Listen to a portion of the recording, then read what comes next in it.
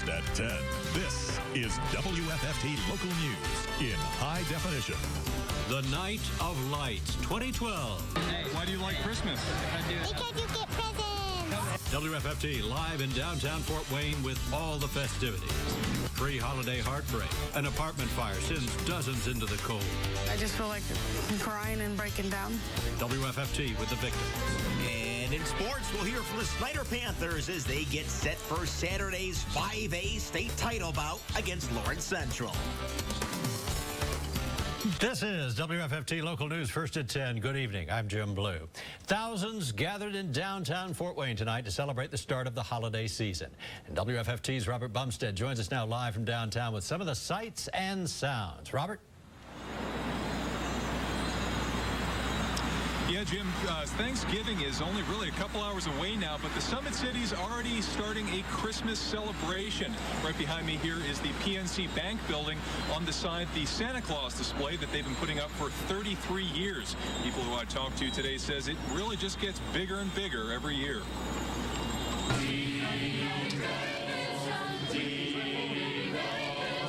Take even a short visit to downtown Fort Wayne, and there's no mistaking the time of year. Quite packed. We got here about 6:15, and it's been really 5:15. Or 5:15. It's been really packed. It's a tradition. For many, that tradition starts along Main Street at Auntie Millie's Bread Company. Factory walls glistening with Christmas lights. Across the street at the Fort Wayne Community Center, 3 generations of the Hinton family watched as Santa's workshop was lit up for the season. Oh, it's great. Wonderful weather. It's a family tradition. This is our second year in a row because she's 4. We thought we'd let her enjoy the experience that our kids had when they were young, when we used to come down and see the lighting. What a great night in Fort Wayne, right? Just a few minutes later on Main and Calhoun, Fort Wayne's biggest light display fired up.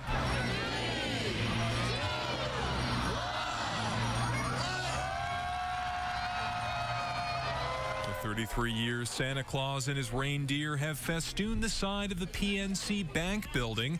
Minutes later, thousands made their way down Calhoun Street for the next 2 lightings. One at the Wells Fargo building and a Christmas tree.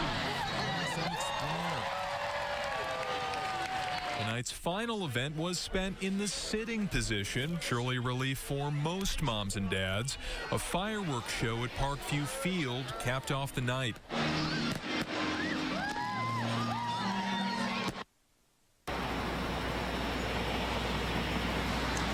As you can see behind me, there's really not much activity going on. This is Main Street. It was shoulder to shoulder just a couple hours ago. There's still a few families out, so maybe this is the real time, the best time rather, to come and see all those lights. Reporting live from downtown Fort Wayne, Robert Bumstead, WFFT Local News, First at 10. Thank you, Robert. An apartment building just north of downtown Fort Wayne caught fire early this morning, sending a half-dozen residents to the hospital and killing a number of pets. WFFT's Charlie DeMar spoke with residents who are picking up the pieces. This one's my apartment right there. The fire started in the basement of the Riverview Apartments next to Tanya Harris's unit. She wasn't injured, but her pet suffered severe smoke inhalation. One of my cats is pretty much dying because of all the stuff that's going on. Harris is desperate to save her cats after seeing them gasping for air during the fire. I'm pretty much going to have to let them go to the shelter and get worked on and see if we can keep them alive. The fire forced 50 people to evacuate, sending 4 residents to the hospital for smoke inhalation. Harris says she doesn't know where to turn next. I just feel like I'm crying and breaking down because it's so sad that a lot of people's lost a lot of stuff. Scott asked us not to use his last name, but he lives at the Riverview Apartments and is friends with one of the residents taken to the hospital. There was smoke pouring out of all the windows in the H building, so they called, 911 came. My friends breathed in a lot of smoke. They ended up going to the hospital. Although the fire is still officially under investigation, the residents I spoke with say they have their ideas on how the blaze got underway. Residents believe that a squatter living in the basement may have started the fire. He's homeless and everything else, and he was sleeping in the basement or whatever, and lit a cigarette and caught everything else on fire. Harris says she doesn't feel safe living in the apartment complex if the rumor of how the fire started is true. I'm pretty much going to be moving. I have no choice. I can't stay here. The residents were taken to the hospital in fair condition, and a total of 2 pets died. Charlie DeMar, WFFT Local News, first at 10. Fort Wayne police are releasing video of yesterday's armed robbery at the East State Boulevard Dollar General store. Now take a look at this. The robber entered the store at 6414 East State at about 2:20 p.m., approached the cashier, pulled out a handgun, and demanded money from the register. He fled on foot, heading east. The robber was Hispanic or white, in his early 20s, 5'6" to 5'8", about 140 to 155 pounds.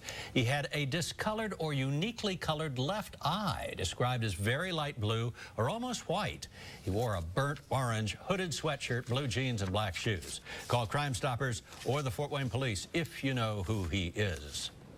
Volunteers at Fort Wayne's rescue mission cut up 400 pies today, preparing for the mission's biggest day tomorrow when they plan to feed thousands. WFFT's Sherelle Hubbard was at the mission for Pie Day. Sherelle? Jim, on a daily basis, the mission serves over 500 meals. Now, on the surface, today just looked like any other day, but behind the scenes, workers scrambled to get ready for their biggest meal of the year, Thanksgiving Day dinner. Chris Richardson is the food service manager. He's expecting 3,000 people tomorrow, but preparing for at least 3,500. He says over the last year or so, they've seen an influx of families in need. It's hard to tell each year what's going to happen, but our numbers are consistently a little higher than they were the year prior. So we'll see. It was business as usual on the main floor, where 3 square meals are served each day. 8-year-old Eli serves at the mission with his brother and sisters every month. He likes his job because it serves other people. And it says in the Bible that when you serve the least of these, you're serving God, Jesus. Turkey Palooza happens in the basement. Over 220 turkeys have been cut for Thanksgiving dinner. For the last 10, 11 days, we've done turkeys every day, about 25 turkeys a day. The volunteers got done with turkeys yesterday. Kids from the Crossing High School sliced up a sea of pie, instead taking a day off of school to do a service for those less fortunate. I like helping people. Helping people is the best thing you could feel. It's the best feeling. For more than 20 years, the mission has been serving their menu of pie and turkey, corn and dressing. Tomorrow, they'll do it all over again. Sherelle Hubbard, WFFT Local News, first at 10. The Salvation Army bell ringers are getting a late start this year. The local Kettle Drive campaign is beginning 11 days late because many national corporations told the Salvation Army no this year due to an overwhelming amount of requests from other charities. Last year, the drive began 2 weeks before Thanksgiving. Major Harold Poff says they raised $75,000 during that time. He says it'll be tough to equal that money this year. Well, it's certainly not any better. I think we see it as bad as it's gonna get, but it's not getting any better, and I think that's what's unusual about the economic circumstances this time. We've seen these kind of downturns before, but they hit and it passes and things get a little better. Major Poff says the Salvation Army reached agreements with 3 retailers in just the past week: Macy's, JCPenney, and Walmart. The holiday shopping season normally begins with the early morning deals of Black Friday. But this year, some stores are getting a head start by opening on Thanksgiving Day. WFFT's Andrew Logston spoke with managers at stores here in Fort Wayne, and he joins us now live from downtown. Andrew? Well, Jim, the rush to be first is now moving forward on to Thanksgiving Thursday. I spoke with officials with Meijer and Target who say they're just responding to customer demand. It used to be Black Friday, the chaos of one of the busiest shopping days of the year. Many retailers are now trying to jump the gun, starting the deals on Thanksgiving Thursday. So last year we opened at midnight, and what we've noticed is guests kind of want to get in before that. So before they necessarily go to bed, it might be after they eat their Thanksgiving, maybe watch a little football, they'll come in and do their shopping right away. Target stores nationally open at 9 tomorrow evening. Local manager Brad Granger says they'll do their best doorbusters then with other deals into the traditional Black Friday hours. He says that evening, that's when they expect the rush to be at its busiest. Well, there'll definitely be a line around our store, so get here early if you want to get those doorbuster items because there will be a line.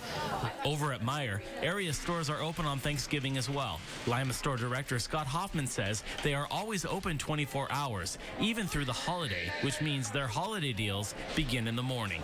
There are specific items that we might have limited quantities on that we will have lines for, so people are able to line up for those items as really early as they want. Hoffman says Meijer has stayed open on Thanksgiving for the past 10 years. He says he thinks with the pressure of online sales, most retailers want to be open and available first. I think that everybody obviously is out to get in the game as early as possible, but again, we haven't really changed our strategy. We've been doing this for several years now. So. Other major stores opening early include Walmart, Sears, and Kmart, with many more opening at midnight or early Friday. We're listing those on our website, fortwaynehomepage.net. And there are also lots of local and regional stores in the area opening late on Thursday or early Friday. We'll keep that list updated for you tonight on our website, fortwaynehomepage.net. In downtown Fort Wayne, I'm Andrew Logston, WFFT Local News, first at 10. Thanks very much, Andrew. You got your Christmas shopping started yet? No. I went to Black Friday last year for the first time ever with my sister Sam, and it never again. Never, ever again. It will never happen again. There are plenty of alternatives. There are. The Snyder Panthers are hungry for a state championship. Here's Randy with the latest. Yeah, I mean, they haven't been to one since '04, and I said this before the playoffs started. There's two teams I got a gut feeling that are going to be there at the end of the day. One was Snyder, the other was Lures. They're going to be practicing tomorrow on Thanksgiving, but I'll tell you, you're practicing for a state title. I'll take that any day. I'll take that any day. After. And chow down after. Not too much, though. No belly aching for this one. All right, Jim Blue? Hi, everybody. Well, before they enjoy a little Thanksgiving dinner at Grandma's house tomorrow, Kurt Dittman's bunch is going to be over at Snyder practicing at 8:30 in the morning as they get set for Saturday's 5A state title showdown against Lawrence Central. Now today, over at the school, the players roaming the halls and rallying the troops. But after, the team headed down to Indy for its first and only practice on Lucas Oil turf. Snyder also realizes they got a tall task ahead. The Panthers and Bears are 14-0. But the Bears now, they're averaging more than 45 points a game. But Snyder head coach, well, Kurt Dittman says his rally cry this whole week has pretty much been, seize the moment. Getting here is the tough part, and now it's take advantage of the opportunity that you have. And you're right, young guys can't predict that you're going to be here again next year. 2 years later, it's a tough proposition, and we have to take advantage of the situation. We're just pumped up to be back here finally. It's been 8 years since the last time we've even made it. It's been 20 years since we won state, so the attitude of this team is just go down there and win. We just want to get after it. We want to take this game because that was our goal even before the season started. All this hard work in the offseason, we just want to play hard every down. All right, now coming up a little bit later on in sports, we hear much more from the Panthers as they get set for Saturday's 5A title belt. Stay tuned for that. Gaza ceasefire, but will it hold? This is a critical moment for the region. A multinational effort to end the bloodshed. The pill without a prescription? Some doctors say the time is now. And Colt meets Siri. A full hour of WFFT local news, first at 10 in high definition, is just getting started. Plenty of fog this morning, and even some of that lasted into this afternoon. But despite that, we saw some sunshine. Temperatures warmed up. We saw a high of 58 degrees. One more warm day for Thanksgiving, and then some big changes. We're going to talk all about that up next. From WFFT, Jim Blue. Weather with Kristen Kershane. Sports with Randy Zemnick. You're watching the award-winning WFFT local news, first at 10 in high definition. And now, your 3D local forecast with Chief Meteorologist Kristen Kershane in high definition. Well, if you're heading to grandmother's house or any place, you're really going to have pretty good weather, at least for the most part. For the most part, yes. But tomorrow morning, still talking about fog, and some of that already starting to develop. This is a picture taken this morning. So it was a very foggy morning across large parts of the region. Some big-time delays out at the airport around Chicago. But this really kind of a beautiful picture of the fog from this morning, but it was kind of a pain to deal with. And again, already starting to see some of that fog developing tonight, and that'll continue as we get into tomorrow morning. Right now, 37 for our current temperature matches our dew point. That puts us at 100% relative humidity. So again, we're already seeing some of that fog, and that's going to continue. Areas of patchy and even dense fog in some locations through tonight and into tomorrow morning. Actually seeing a little bit of wind now. Winds out of the south at 6 miles an hour. Wind has been calm through the majority of today, and that has helped as far as some of that fog development. The less wind that you have, the easier it is for that fog to develop. Current temperatures generally into the 30s, but still a few 40s hanging on. 43 in Elkhart, 41 in Goshen, 42 in Hartford City, and 43 in Lima. But most temperatures will end up falling into the 30s as we get into the overnight hours. Here's that wind speed map. Starting to see a little bit of wind for Elkhart, Goshen, into Fort Wayne around Lima. Otherwise, a lot of zeros still out there. But the wind will start to pick up as we get into late tomorrow morning, early tomorrow afternoon, and that'll help to clear that fog out. That fog lasted even into this afternoon today, but tomorrow it'll be a different story. That wind will start to pick up, so that fog will dissipate considerably earlier. As far as the radar is concerned, not seeing much as far as cloud cover goes. Really mostly clear skies, and that'll continue as we move through tonight. And we're actually going to see some sunshine as we get into Thanksgiving.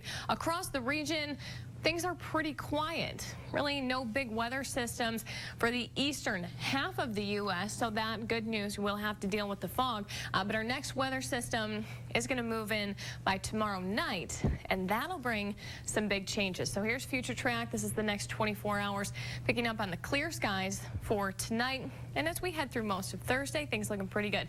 9 o'clock tomorrow morning, expecting most of that fog will be cleared out. So decent travel conditions by late Thursday morning if you're going to be out there driving.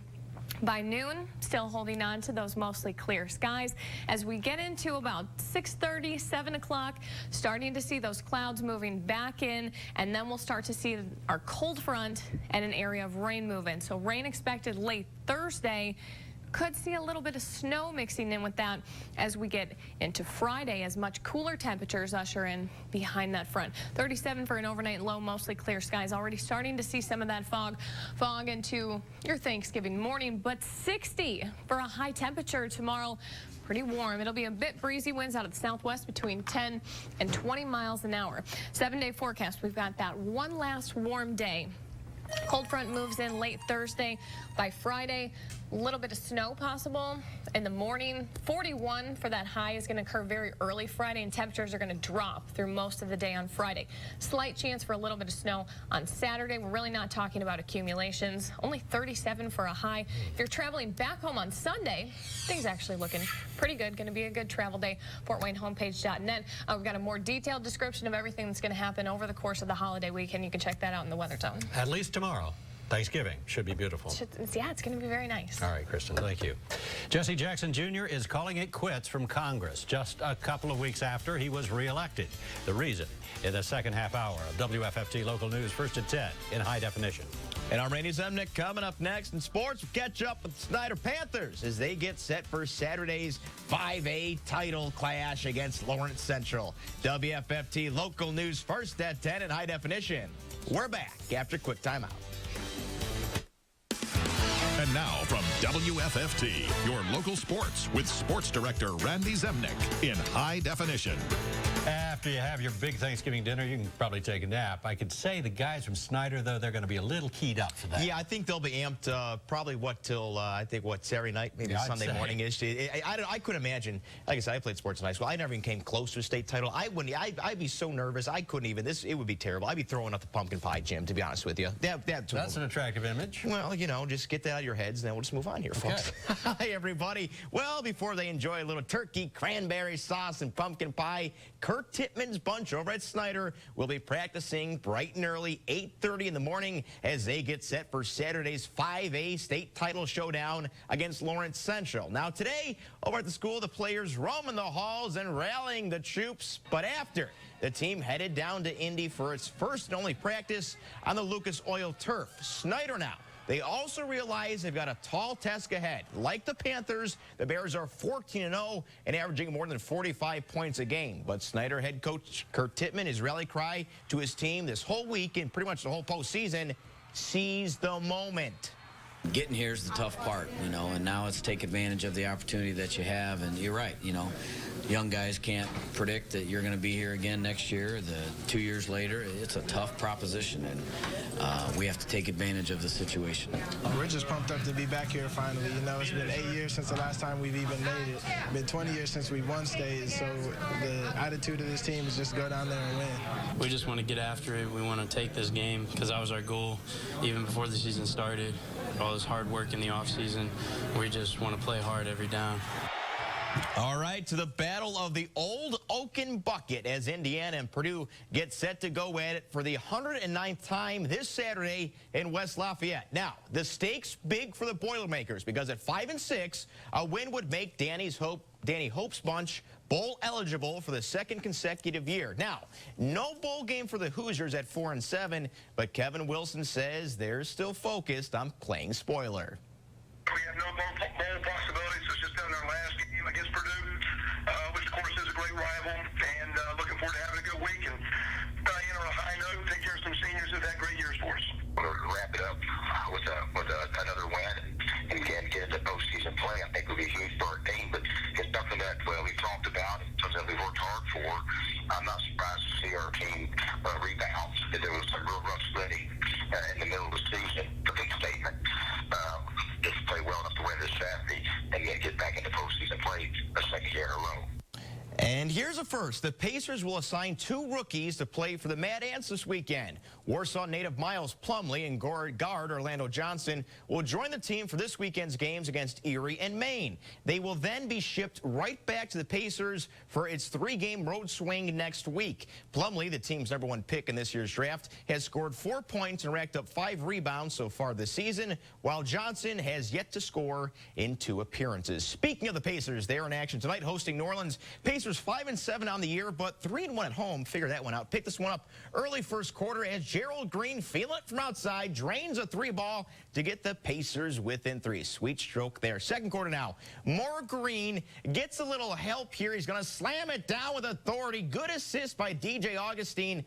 That's a spicy meatball, folks. We'll call it that one. Then just before half, Paul George says, anything you can do, I can do better. Lays down a dunk of his own. The Russian judge gave it a 9.5, folks. That's a 10 in my book. The Pacers go on to win by a final 115-107 in overtime and now get set to host the Spurs on Friday night.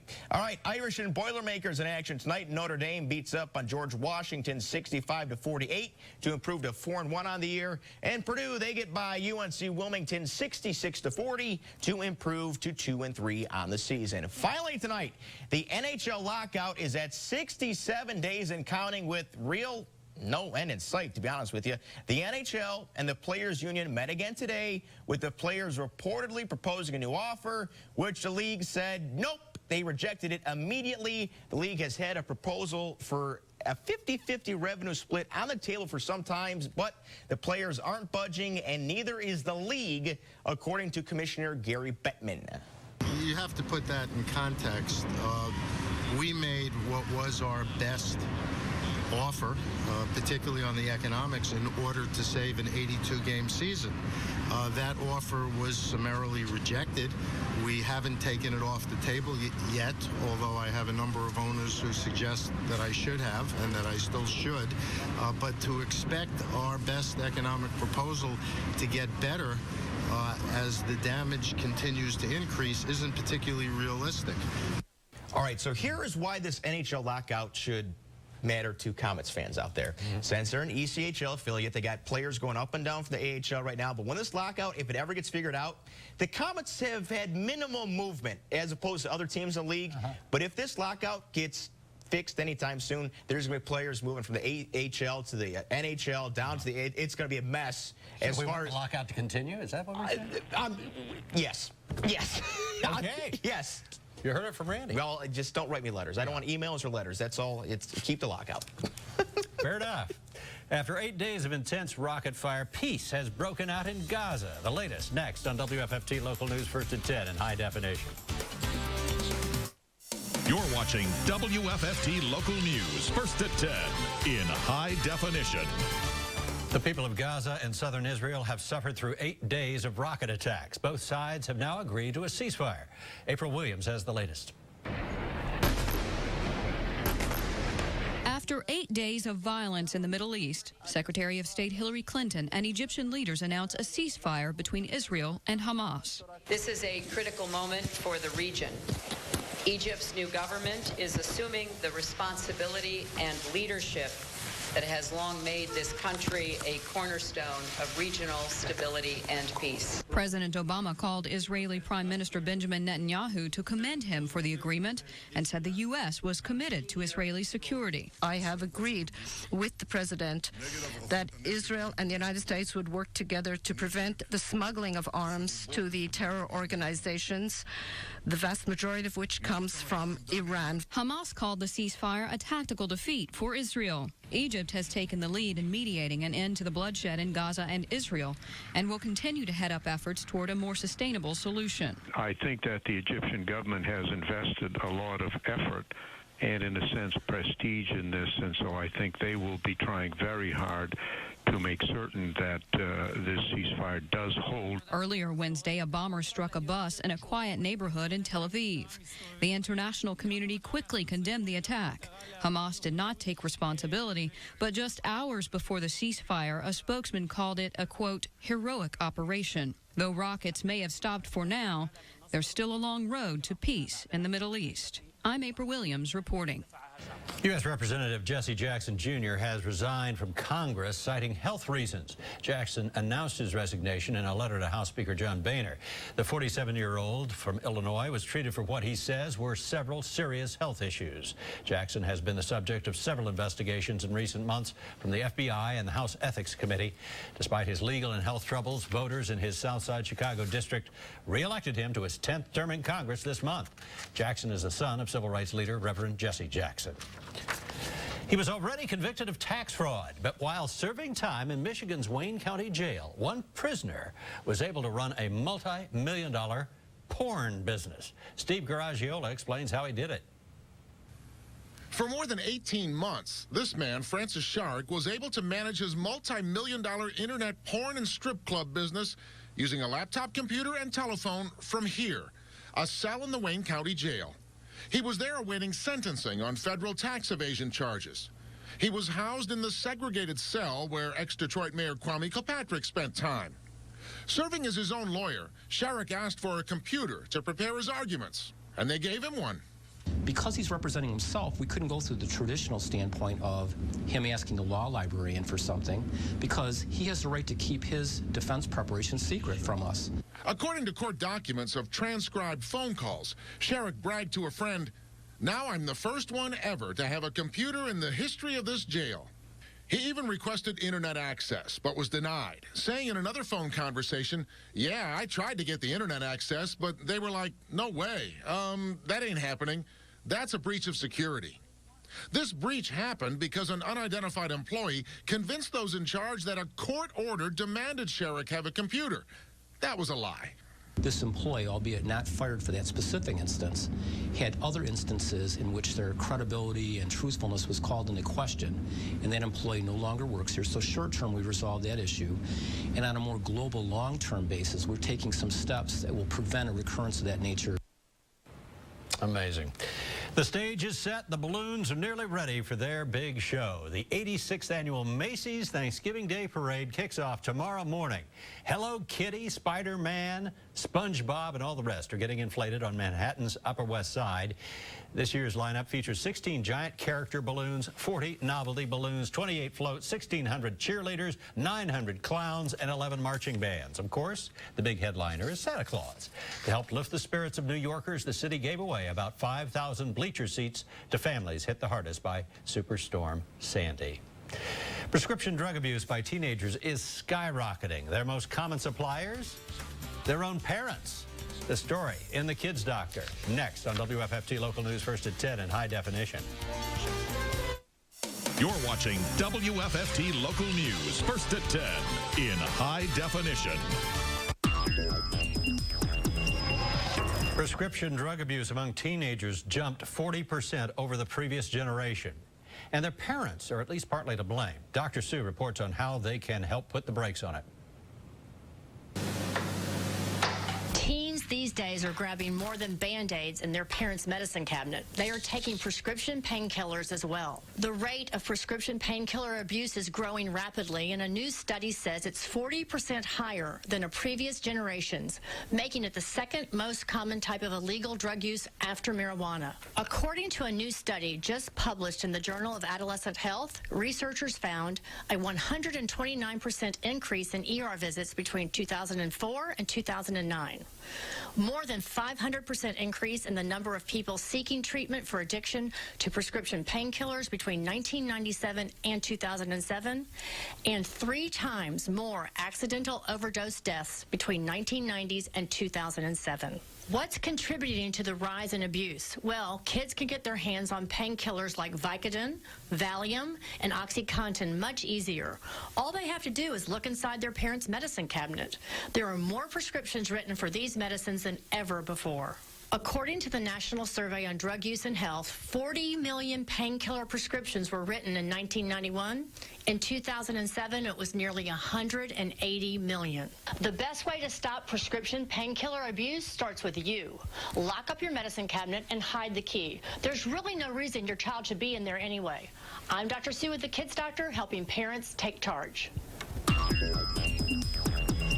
In health news, the birth control pill has been around for more than 50 years, and some scientists say it may be time to make it available without a prescription. Catherine Kim has more in today's Health Minute. A group of medical experts says the birth control pill should be available over the counter. The American College of Obstetricians and Gynecologists, or ACOG, says the evidence is strong that the pill is safe and should not require a prescription. Half of all pregnancies in the United States are unplanned, a statistic that hasn't changed in 20 years. And some of this is due to lack of access to contraception as well as cost. Making the pill available without a prescription may make it easier for women to take it on a routine basis and potentially reduce unintended pregnancies. There are concerns, however, that the price will go up if the medication is sold over the counter. It is also unclear what role insurance companies will play in picking up the costs. Some argue that women will also be less likely to get routine screenings and preventative care if they no longer need doctors' prescriptions. Other scientists say studies have not shown this to be the case. The pill is not recommended for certain women, including smokers over the age of 35 or those with a history of blood clots. At this time, there are no reports that manufacturers are making plans to take the pill over the counter. But ACOG hopes their recommendation will motivate companies to take the next step. For today's Health Minute, I'm Catherine Kim. In the economy, Hostess Brands, the maker of Twinkies, is officially going out of business. A bankruptcy judge has approved a request to liquidate the 82-year-old company. The decision came today after the company's latest attempt to end a pay and benefits dispute with its bakery workers union failed.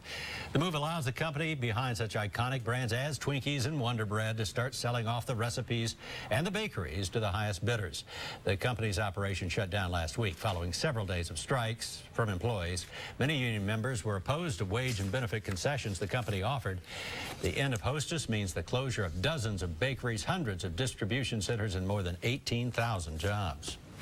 Governor Mitch Daniels says Hoosiers who file individual tax returns next year will get a credit of $111. Joint filers will get $222. It's all because of the automatic taxpayer refund, or ATR. More than 3.25 million Hoosiers will be eligible. The refunds will total $360 million. Indiana taxpayers will get the credit when they fill out this year's tax forms in 2013. A Fort Wayne holiday tradition begins tonight, the Night of Lights on display. That's among our top stories on WFFT Local News, first at 10 in high definition. And some temperatures already cooling off into the 30s, but the temperatures won't be the main concern as we move into our Thursday morning. Excuse me, more details coming up next. And now, your 3D local forecast with Chief Meteorologist Kristen Kershane in high definition. Something to be thankful for, a beautiful forecast for tomorrow. Yes, but we are going to start the day with some fog, so we want to warn people about that, especially if you have travel plans early on Thursday. Satellite and radar not showing a whole lot here. A couple of clouds moving through, but satellite and radar doesn't pick up on those areas of fog. So we're already starting to see some fog development. Most of the region here actually pretty quiet with the exception of that fog. A few clouds moving through Michigan, some of those spilling over into the northern part of Indiana. Then we'll deal with a few clouds through the rest of tonight, but really mostly clear skies expected through tonight. And even as we move through Thanksgiving, pretty nice weather shaping up, but we do have that patchy morning fog. We're already starting to see some of that fog developing, and it is going to be dense in some locations, but it's going to turn into a nice afternoon for everybody. Temperature is going to be warm, a little bit breezy. Winds at about 10 to 20 miles an hour, but rain moves in by Thursday night with the cold front that comes in, and that brings some big changes as far as the weather is concerned. This is our dense fog advisory that has been issued in the last couple of minutes here. So that includes the majority of the viewing area, all of the counties that you see shaded in gray. So that even extends into northwest Ohio, a little bit farther to our west, and a couple of counties through southern Michigan. So this in effect until 9 o'clock tomorrow morning. So the fog not expected to last as long as it did this morning. It'll dissipate a little bit quicker. So by 9 o'clock, that fog lifting out, but through tonight, from now until 9 o'clock tomorrow morning, going to be dealing with some areas of dense fog across most of the viewing area. Here's a look at future track. This takes us through your Thanksgiving into the morning hours. By 9:30, most of that fog has dissipated. Mostly clear skies, so lots of sunshine for your Thanksgiving. As we get into the afternoon, it's about 2:30. Weather still looking pretty good. But as we get into about 7 o'clock, starting to see the clouds moving in, and then we'll start to see the rain moving in after that. Pretty light rain expected for most of us. Lots of nice temperatures across the region for your Thanksgiving. 60s for a lot of locations here, but then we're going to start to see that cool down, and you can see that here on the 7-day forecast. 60 for a high tomorrow. Going to feel pretty good. Down into the 40s for Friday with falling temperatures through most of Friday. A little bit of snow possible to mix in on Friday, and even as we get into Saturday, where highs are only in the 30s, keep things in the 40s. Looks like we could see some rain and snow by next week. FortWayneHomepage.net. You can get that detailed forecast for the weekend coming up right there on our website. Okay, and happy Thanksgiving. Thanks, Jim. Thanks, Kristen. In our top stories this evening, thousands gathered in downtown Fort Wayne tonight to celebrate the start of the holiday season. This year's Night of Lights kicked off on Main Street at the Aunt Millie's Bread Company. Thousands of sparkling lights now adorn the side of the factory. The night's biggest event, the Santa display on the PNC Bank building. It's been a family tradition in Fort Wayne for 33 years. This is our second year in a row because she's 4. We thought we'd let her enjoy the experience that our kids had when they were young, when we used to come down and see the lighting. Now, the Night of Lights finished off with a fireworks show at Parkview Field. An apartment complex just north of downtown Fort Wayne caught fire early this morning, sending several residents to the hospital, killing a number of pets. The fire started in the basement of the Riverview Terrace apartments and spread to the 3rd floor. 50 residents were occupied, and 4 people were taken to the, or hospitalized, I should say, and a number of pets were killed. WFFT spoke with one victim who spent the day picking up the pieces. I just feel like crying and breaking down because it's so sad that a lot of people have lost a lot of stuff. Now, the residents were taken to the hospital in fair condition. A total of 2 pets died. It's Pie Day at the Fort Wayne Rescue Mission. A team of volunteers cut up 400 pies, prepping for the mission's biggest day tomorrow, when they plan to feed thousands. For the last 10 days, they've sliced over 220 turkeys. And tomorrow, they're expecting 3,000 people. They're preparing for 3,500. It's hard to tell each year what's going to happen, but our numbers are consistently a little higher than they were the year prior. So we'll see. In addition to pie and turkey, dressing corn and mashed potatoes are also on the holiday menu. The rescue mission has been serving Thanksgiving Day dinner every year for more than 20 years. Almost everyone with a new iPhone has tried stumping its intelligent assistant called Siri, but Siri's never met a tougher subject than this little guy. That's next on WFFT Local News First at 10 in high definition. You're watching WFFT Local News First at 10 in high definition. A dachshund named True was a true hero for his family. On Sunday morning, True woke up his owner, Katie Crosley, because their cabin was burning down. Now, True is deaf, blind, and only has 3 legs. Crosley says this could have been a real tragedy if it weren't for her rescued pet. She had just gotten her newborn son home after he spent 4 weeks in the hospital. Crosley says she lost all of her son's medical records and baby supplies, but she is very grateful to True. Good dog. A toddler surprised his uncle when he took an iPhone and attempted a conversation with Siri. Now, what makes this so remarkable is the fact that the 1-year-old Colt, that's his name, isn't allowed to play with cell phones. When Colt heard the Siri chime, he immediately tried to talk, just as he's seen his sister do.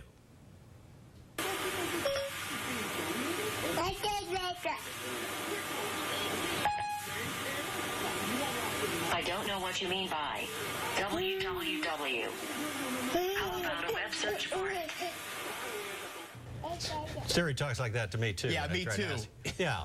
All right, well, that's Siri pretty tries. good. She tries her hardest. What can you do? Okay, it's going to be a warm day tomorrow. Yes. Fog first, though, right? But first, we're dealing with the fog. Already starting to see areas of dense fog. Visibility is down to about 0 in some locations. So people are going to have to be very careful if you're traveling tonight or even through tomorrow morning. This dense fog advisory lasts through 9 o'clock tomorrow morning. So really the best advice would be to not travel tomorrow morning until after about 9 o'clock, because it is going to be relatively dangerous. Most of us experienced some of that through this morning. It is going to be warm for Thanksgiving, 60 for a high, and then much cooler air coming in. All right. This has been WFFT Local News First at 10. Have a great Thanksgiving. For the latest news anytime, go to FortWayneHomepage.net.